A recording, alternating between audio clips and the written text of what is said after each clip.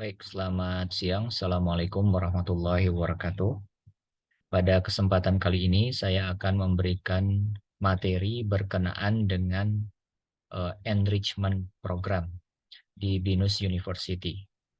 Jadi perlu Anda ketahui bahwa program ini merupakan program di mana Anda mampu mengaplikasikan ilmu yang Anda peroleh selama di perguruan tinggi ke dalam dunia nyata. Nah, untuk masuk ke dalam program tersebut, ada beberapa poin yang perlu Anda perhatikan. Saya akan share terkait dengan materi enrichment tersebut. Nah, jadi di sini ada beberapa poin terkait dengan enrichment tadi, di mana Anda diminta untuk membuat perencanaan atau plan apa yang Anda akan lakukan untuk memenuhi ketentuan program ini. Nah, pada prinsipnya, di dalam program ini, Anda diminta untuk dapat mengidentifikasi. Yang pertama nih, able to identify, formulate, and solve complex engineering problem by applying principle of engineering, science, and mathematics. Jadi Anda nanti diminta untuk mampu mengidentifikasi, memformulasikan, dan memecahkan masalah yang kompleks yang Anda temukan di dunia kerja dengan mengaplikasikan prinsip dari engineering, apakah itu sains maupun matematik. Jadi ketiga poin ini, prinsip engineering, sains, dan matematik. Yang kedua, program enrichment ini harus mampu memberikan kemampuan kepada Anda untuk melakukan perancangan, design a system, component, or process to meet desired needs within realistic constraint. Jadi Anda mampu merancang suatu sistem komponen atau proses yang mampu bertemu dengan kebutuhan secara umum, di mana di dalamnya itu ada constraint atau batasan. Yaitu batasannya apa? Economic, environmental, social, political, ethical, healthy, safety, manufacturability, dan sustainability, keberlanjutan. Jadi berikut ini adalah poin-poin yang perlu Anda penuhi pada saat Anda ingin membuat plan. Ya, jadi pada saat Anda membuat plan itu, Anda harus berpatokan kepada learning objective yang ada. Nah, jadi learning objective yang ada di LMS Anda itu, kalau nggak salah ada sekitar 6 poin. Ya, jadi dari ke-6 itu, student will experience in one or more of the following area of technical competency. Nah, jadi Anda silahkan memilih satu atau lebih, ya, berarti minimal 2 lah, begitulah. Saya tetapkan 2 misalkan. Anda ingin memasuki kriteria yang mana? Apakah poin 1, kedua, ketiga, keempat, kelima, atau keenam? Memang semuanya tergantung kepada institusi atau perusahaan yang Anda masuki gitu kan, terkait dengan program ini. Nah, misalkan begini, di sini saya melihat ada siswa yang membuat plan perencanaan. Nah, di dalam perencanaan tersebut, siswa tersebut menulis membuat PO, membuat purchase invoice vendor, mencari vendor-vendor lokal baru. Ya, misalkan itu kan berarti itu adalah job description yang Anda pilih pada saat Anda membuat plan of enrichment. Nah, ini contohnya ya. Di sini Serial Septiana misalkan, dia membuat PO, membuat purchase invoice, vendor, dan forward. Job description-nya sudah bagus, ya. Tetapi mungkin nanti perlu dilengkapi di bawahnya. Nah, kira-kira job description ini memenuhi learning objektif Anda yang mana, gitu. Nah, saya kembali. Bagaimana caranya, Pak? Mudah. Caranya seperti ini. Jadi Anda tuliskan saja seperti tadi, cuman di bawah plan itu Anda tolong buat seperti ini. Misalkan ya, misalkan Anggi Fauziah. Anggi Fauziah masuk ke industri manufaktur, katakanlah PT X. Kemudian Anggi Fauziah ingin mendapatkan learning outcome yang nomor 1 dan nomor 2, ya, nomor 1 dan nomor 2. Maka dia tulis tuh job description-nya ini. Nah, tetapi di atas yang di bawah plan tersebut dia harus tulis seperti ini. Misalnya dia masuk ke industri sikat gigi misalkan ya, misalkan. Nah, maka di plan di bawahnya dia harus menulis seperti ini.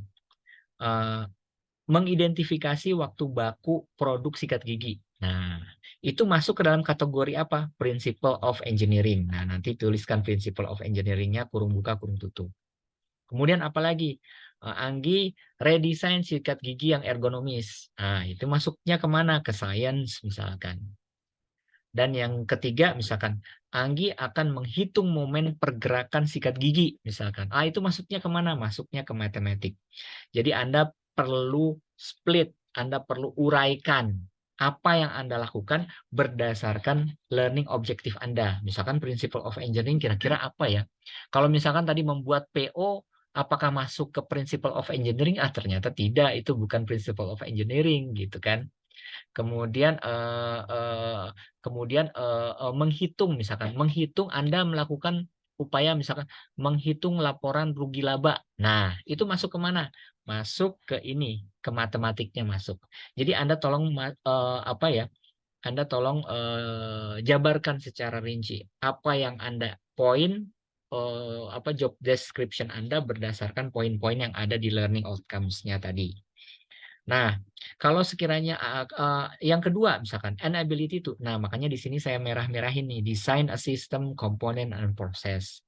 Ini kalau sekiranya Anda tertarik untuk learning outcome untuk poin 1 dan 2. Tapi ada siswa yang, Pak, saya ingin 3 saja misalkan. Able to communicate. Nah, misalkan di sini communicate-nya itu dalam bentuk apa? Misalkan Anda diminta untuk mencari pasar atau mencari pembeli. Nah, berarti kan kemampuan Anda untuk berkomunikasi ditantang di situ. Nah, Anda lakukan.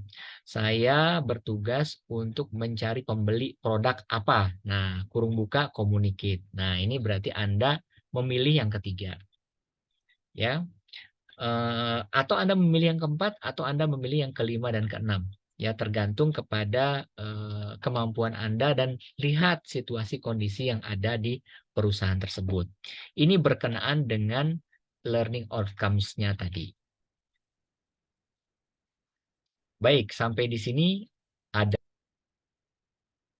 Nah, pertanyaannya paling sedikit berapa learning objektif yang saya penuhi, Pak? 1. Tetapi tentunya semakin banyak LO yang Anda mampu paparkan, semakin besar peluang Anda untuk mendapatkan poin yang lebih baik. Ya, jadi seperti itu ya. Jadi jangan malas juga misalkan, saya cukup communicate saja. Ceritanya Anda hanya disuruh mencari pembeli gitu kan sama perusahaan itu. Oke. Udah communicate. Tetapi ada kawan Anda yang bukan hanya communicate, dia mampu memasukkan, karena itu intinya adalah skill ya, kemampuan bagi Anda, sehingga saya harus fair dong. Siswa yang mampu mendeskripsikan job disk-nya ke dalam bentuk learning outcome-nya yang lebih banyak, tentunya dia dapat poin yang lebih baik. Kenapa? Karena dia lebih banyak yang dia lakukan dibandingkan hanya dengan mencari marketing atau hanya membuat PO selesai. Oh ya, membuat PO selesai gitu. Anda kan sarjana teknik industri. Masa hanya membuat PO saja gitu kan. Tentunya harus ada poin lain. Ini terkait dengan learning objective. Oke? Mudah-mudahan Anda bisa memahami terkait dengan hal ini. Pokoknya yang saya highlight merah-merah itu, yang semakin banyak Anda dapat penuhi, otomatis Anda mendapatkan poin yang lebih baik gitu ya. Jadi yang saya highlight merah di PowerPoint tadi. Nah, jadi yang saya highlight merah di sini, yang pertama terkait dengan Principle of Engineering, Science, Mathematics. Kemudian yang kedua terkait oleh Design a System. Misalkan Anda mengusulkan sebaiknya proses ini waktunya dipercepat, Pak, dengan cara menambah tenaga kerja. Itu mendesain sistem. Ya. Komponen atau proses. Misalkan Anda bisa melihat, ternyata urutan prosesnya lebih cepat seperti ini nih. Berarti Anda memenuhi poin yang kedua ini. Ya. Kemudian communicate tadi, ya. Kemudian yang keempat, ethical and professional responsibility. Berarti tanggung jawab Anda di dalam perusahaan tersebut kira-kira apa? Atau Anda memberikan penilaian, informed judgment. Ya, kalau menurut saya waktu prosesnya itu terlalu, atau Anda diminta untuk menghitung waktu proses misalkan, menghitung waktu siklus, waktu baku, waktu normal misalkan. Ya, nah ini informed judgment. Kemudian atau poin kelima, use the technique. Teknik apa misalkan? Skills and modern engineering tools. Kebetulan Anda di sana menggunakan software apa misalkan? Software yang ada di perusahaan tersebut. Nah, itu juga menjadi credit point.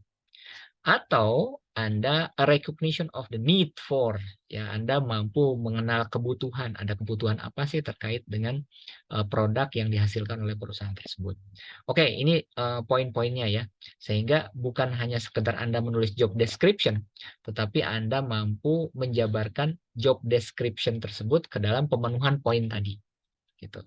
Oke, ini poin pertama. Kemudian yang kedua, di sini Anda kan diharapkan memiliki skill, ya, memiliki soft skill, keahlian, ya. Soft skill dalam hal apa? Yang pertama adalah collaboration, di mana Anda di sana mampu berkomunikasi dengan orang. Kemudian kan tadi ada yang disuruh buat PO, berarti kan Anda harus berkolaborasi dengan pihak yang terkait dengan data-data proses pembuatan PO tadi, ya. Nah, tentunya poin nomor 1 terpenuhi misalkan. Yang kedua, digital and technology fluency. Misalkan di sana Anda diminta untuk membuat laporan keuangan dengan menggunakan My Accounting misalkan. Ya, berarti kan ada teknologi di situ. Yang ketiga, critical and creative thinking. Anda misalkan membuat usulan. Oh, ada desain sikat gigi nih. Kalau menurut saya desain sikat giginya itu nggak bagus nih. Saya redesign yuk. Oke, berarti kan ada creative thinking Anda di situ. Oke. Kemudian yang keempat, applied management skills. Tadi misalkan membuat PO, ya, kemudian membuat laporan keuangan, misalnya itu applied management skills. Kemudian growth mindset, ya, apakah Anda punya mindsetnya berkembang, kemudian ada inisiatif, kemudian kemampuan beradaptasi dan social awareness. Nah, di tempat seperti itu.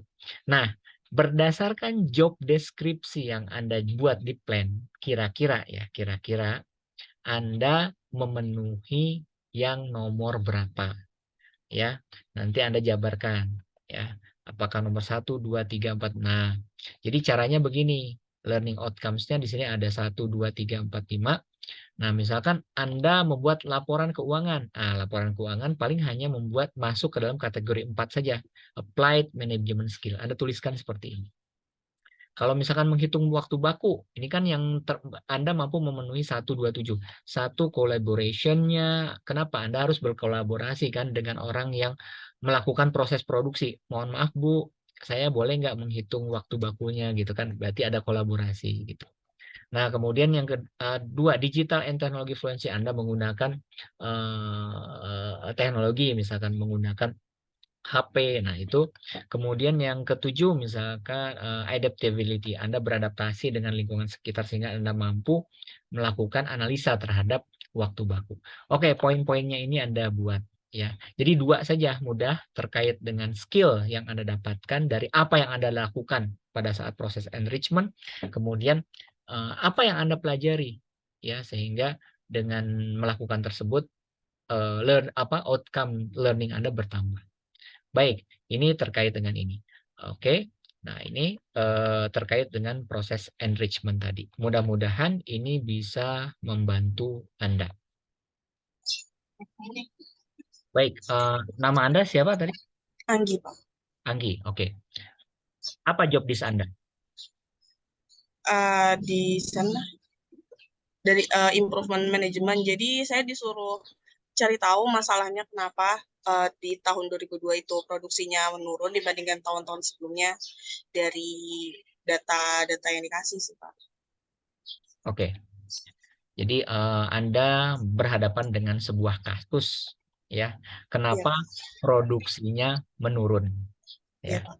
Nah, Apabila Anda dihadapkan pada kasus ini, otomatis kan ada beberapa hal yang perlu Anda cermati. Otomatis Anda men-trace kan, Anda melakukan investigasi. Oke, pada saat Anda melakukan investigasi, Anda melakukan survei kan, Anda interview, apakah itu fokus group discussion, otomatis di sini Anda masuk ke dalam communicate effectively. Otomatis kalau Anda tidak melakukan communicate effectively, di sini Anda tidak bisa menjawab apa yang ditanyakan oleh pihak perusahaan tersebut. Berarti poin 3 Anda dapat. Ya. Kemudian berikutnya, poin 4 Anda dapat tuh. Kenapa? Inform judgment. Nah, setelah Anda melihat, oh ternyata penyebabnya ini. Ya, itu kan judgment Anda kan. Oh, ya udah, Anda dapat poin itu. Gitu. Kemudian apalagi? Kalau engineering barangkali ada matematiknya, ya, yang menyebabkan turunnya demand itu ternyata quality product. Quality-nya apa? Nah, Anda bisa cek pakai statistical process control misalkan. Nah, itu kan ada matematiknya. Sehingga Anda bisa mengusulkan bahwa, oh, sebaiknya ada perbaikan feature dari produk. Usulan Anda ya, sebaiknya ada perbaikan feature dari produk. Oh, kalau begitu, desain sistemnya Anda dapat di sini. Gitu ya. Jadi ini terkait dengan kasus yang Anggi hadapi. Gitu. Nah, lalu bagaimana dengan soft skill yang Anda dapatkan? Nah, Anda kan diminta tuh untuk melakukan investigasi apa yang menyebabkan demand itu berkurang. Otomatis Anda memenuhi yang pertama collaboration karena Anda harus berhubungan dengan banyak orang untuk mencari tahu penyebabnya. Kemudian yang kedua, digital and technology fluency tentu dapat kalau sekiranya Anda melakukan perhitungan dengan menggunakan Microsoft Excel misalkan. Kemudian Anda diminta kan untuk kasih usulan. Lalu solusinya gimana nih supaya outputnya bagus? Oke, berarti Anda di sini mengaplikasikan critical and creative thinking sehingga Anda bisa memberikan solusi. Ya tentunya wah kalau begitu Pak, pihak manajemen juga harus melakukan review nih terhadap kinerja marketing. Nah, itu berarti applied management skills. Berarti 1, 2, 3, 4-nya Anda dapat gitu ya terkait dengan soft skill-nya. Nah, demikian studi kasus ya. Pada saat Anda menemukan job description, Anda mampu menginterpretasikannya kepada kira-kira saya belajar apa ya dari job description itu. Itu yang disebut dengan learning tadi. Yang kedua, kira-kira skills apa yang saya dapat dari job description tadi. Jadi intinya pada saat enrichment, Anda harus mendapatkan 2 benefit. Apa yang saya bisa pelajari sehingga pengetahuan saya itu bertambah, expanding. Kemudian skill apa yang bisa saya dapat dengan melakukan pekerjaan itu. Ya, nah ini mudah-mudahan bisa membantu Anda dalam melaksanakan program enrichment tadi. Jadi kalau sekiranya ada kasus misalkan Anda diminta untuk menghitung produktivitas, ya, otomatis Anda bisa dapat banyak tuh. Yang pertama matematikanya dapat, ya. Kemudian yang kedua manajerialnya dapat kalau misalkan Anda bisa masuk ke analisa. Kemudian yang ketiga misalkan kolaborasinya juga Anda dapat tuh. Kenapa? Karena Anda harus masuk ke beberapa departemen misalkan untuk menanyakan tentang data. Anda perlu kolaborasi kan? Anda perlu communication skills di situ di mana Anda bisa bertanya, kemudian diskusi, Pak, kira-kira masalahnya apa ya di departemen HRD gitu kan. Nah, itu kan kemampuan komunikasi Anda itu harus ditantang gitu. Berarti itunya dapat juga gitu ya. Jadi pokoknya perhatikan pada saat job desk Anda menghitung produktivitas, apa learning yang saya dapat, kemudian apa skill yang saya dapat gitu ya. Baik, good. Itu lanjutkan ya kalau Anda diminta untuk menghitung produktivitas. Ya. Nah, ini ada contoh satu kasus. Jadi dia bekerja di perusahaan yang berkenaan dengan kelapa sawit ya. Ya. Kemudian dia di bagian procurement, pengadaan ya. Apa yang bisa saya teliti dari sini ya tentu saja pada saat proses pengadaan itu kan ada yang namanya proses pengadaan procurement. Nah, kalau misalkan Apakah ini masuk kajian teknik industri? Ya masuk. Industri kan banyak, bukan hanya industri manufaktur, tetapi agroindustri. Nah, ini adalah agroindustri. Ya. Nah, di dalam proses pengadaan material itu apa saja sih prosesnya Anda bikin flowchart? Ya, berarti Anda melakukan desain atau redesign terhadap proses. Nah, itu learning outcome-nya. Tetapi kalau misalkan skills-nya, wah itu tentunya Anda dapat tuh banyak terkait dengan skills-nya. Apa saja Pak skills-nya? Ya kalau misalkan Anda melakukan analisa terhadap proses procurement, di situ kan ada, oh jelas collaboration ada. Ya kenapa? Karena di situ butuh kolaborasi antara pihak perusahaan dengan supplier. Nah itu kan ada collaboration. Anda melakukan itu enggak? Kemudian ada social awareness, misalkan pada saat Anda membeli material itu kira-kira materialnya itu ramah lingkungan atau tidak, misalkan. Kemudian ada applied management skill. Oh, pada saat kita melakukan pengadaan ada proses scheduling, ya, penjadwalan, ya. Anda masukkan itu economic order quantity-nya, EOQ-nya masuk nggak ke situ? Berarti ada konsep apply management skills, ya. Nah, itu dari sisi soft skills. Kemudian kalau dari sisi learning outcomes-nya jelas itu masuk ke dalam ini nih, ability to design a process, ya, ability to design a process itu bisa masuk. Kenapa? Karena di sini desain proses dengan memperhatikan keterbatasan constraint of economic, environmental, social, political, ethical, health and safety, manufacturability and sustainability, misalkan seperti itu. Ya. Baik, ini terkait dengan learning outcome-nya. Mudah-mudahan ini bisa membantu ya. Jadi Anda bisa menyelesaikan program enrichment ini dengan baik.